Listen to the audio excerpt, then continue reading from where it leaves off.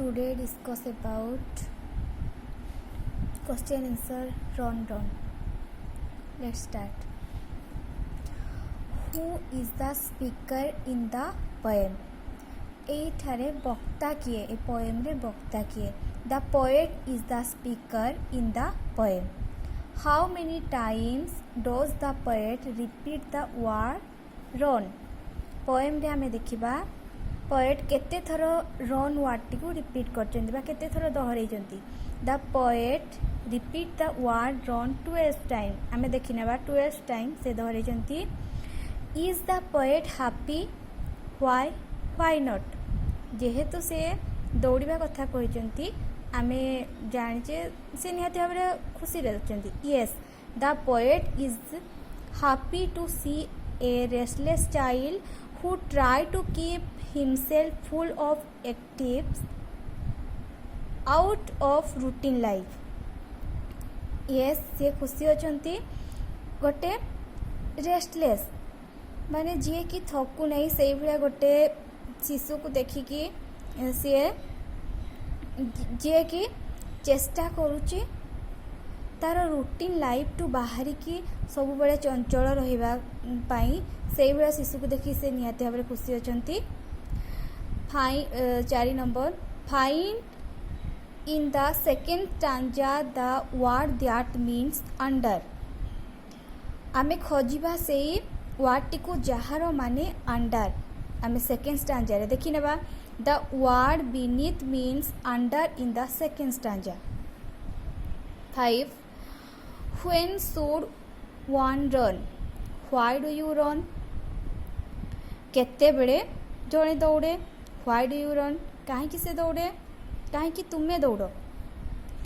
One need to run when one gets to be out of laziness. We need to run to free our body and mind. आमे आलस्य को दूर करबा पई एवं हमरो शरीर आउ मन केमती फुर्ती रहिबो सेथिपई आमे दौड़िया पई आवश्यक करथाओ.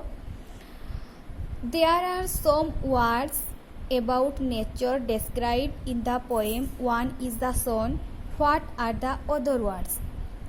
जेमती ए पोएम रे देची गोटे वर्ड नेचर रिलेटेड, गोटे वर्ड देची सन, आउ सेमती वर्ड आमे खोजिबा. The word related to nature are raindrop, trees, breeze, hillside and meadow. 7.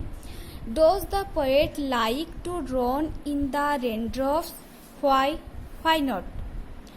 कौन poet से raindrop रे दौड़िया ପାଇଁ पसंद करचंती? जदि हाँ why काहेकि, जदि नुह काहेकि नुह. जेहेतु पोएम रे रेनड्रप कथा से लिखिचंती, दौड़िबा कथा लिखिचंती, निहाती भाबरे पोएट को वर्षा ठोपारे दौड़िया ପାଇଁ तांको पसंद आछि. Yes, the poet always like to run in the raindrop because it gives him nice feeling. समस्त को भल लागे, पोएट को भी भल लागुची वर्षा ठोपारे दौड़िया ପାଇଁ. Why does the poet start and end the poem with the word away? काहीकि पोएट स्टार्ट रे एवं लास्ट रे आरंभ रे और शेष रे काहीकि से एवे रो यूज करचंती. The poet uses the word away at the start and end of the poem because he wants to free the body and mind from routine life. तांकर रूटीन लाइफ टू से निजको फ्री करिया पे चाहउचंती, शरीर एवं मन से फ्री हेबा पई से चाहउचंती. सेति पई से फास्ट एवं लास्ट से एवेरो यूज करचंती. 9. What does the poet want the reader to do? What does the poet want the reader to do? से पोएट काहे रीडर को कौन करिया पे कहउचंती, जे पढुची ताको कौन करिया पे कहउचंती. The poet want the readers to free themselves from routine life to real life and merry life.